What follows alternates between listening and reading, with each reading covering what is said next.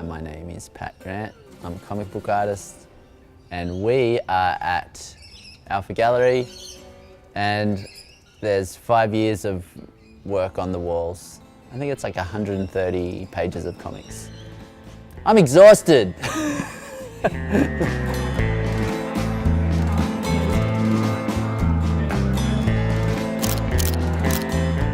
Grot is a story about teenage con artists. They're heading off to the gold rush, but it's the future gold rush, set in this weird post-industrial future Australia.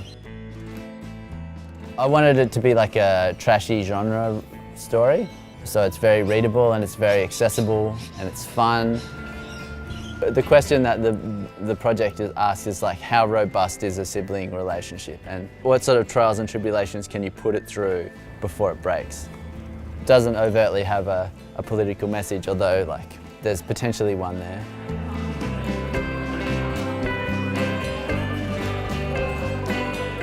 I collaborate with a colorist, a lovely gentleman called Finn McCabe. Finn lives in Sydney and I live in Wollongong, and we collaborate, but we don't often sort of work in the same room. So I was intending to do the whole book on my own, and so the first 20 or 30 pages I just inked it and then coloured it on the same thing. But once I started working with a colorist, he was sort of like, yeah, I don't want to draw on your drawings. I want to like, you know, let's preserve those, and I want to draw on like a printout that I can mess it up and have another go if I need to. And that's good for him because that allows him to work fast, because he can just like, he can totally muff it up, and that's fine. You know, like he just prints it again and we lose $4. But he pays for that. We're always sort of talking about the spirit of the project, and the spirit of the project is do it fast and just forge ahead. And so whenever one of us says, oh, I was going to go back and just fix that thing, the other one says, no, not in the spirit of the project. Just leave it be, and then maybe if it's a real problem, in 3 months we'll come back and do it again. And almost always we go, oh, that mattered on the day, but like, who cares? With this project, I try to keep the lines really lively, and so I don't quite finish the drawing when I'm working with the pencil, so that there's a bit of improvisation happening with when I get the dipping pen out. When I've got the dipping pen out, I just try and work as fast as I can, just as fast as you can, and then a lot of stuff that you haven't quite planned happens. Most of the time that sort of adds to the energy of the drawing.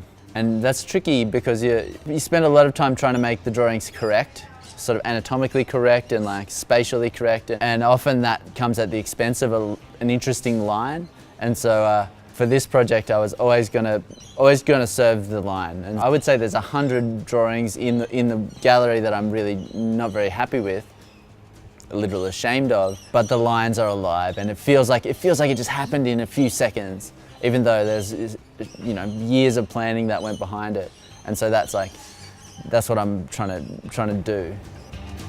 If a reader looks at a drawing and they get this sort of feeling that it just happened in like one magic moment, then the project sort of feels spontaneous, and it's a bit of a sleight of hand there. I kind of learned it from Quentin Blake, who does the Roald Dahl things. Not that I know him personally, but like I sort of had looked into his process, and that's part of the way he works as well. There's a wall of process work, and there's like pages where I've spilled the ink, pages where, you know, we messed it up and so we had to do it again, and some of the artworks have like another version of the page drawn on the back. So yeah, you always mess it up, but this project is designed so that we're always working as fast as we can, and so that when we mess it up, that's okay, because you just start again and keep working fast. And yeah, there's never too many hours sort of sunk into each page.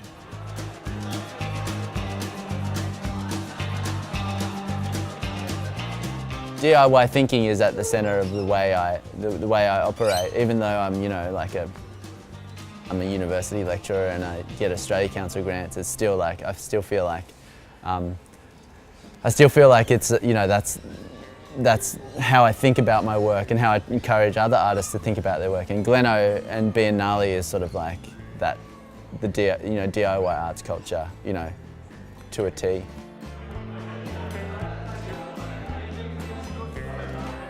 I remember the first time I met Glenn, and we were at a pub in Newcastle, and my friend said, "Hey Gleno, still making comics, man? Still making some comics?"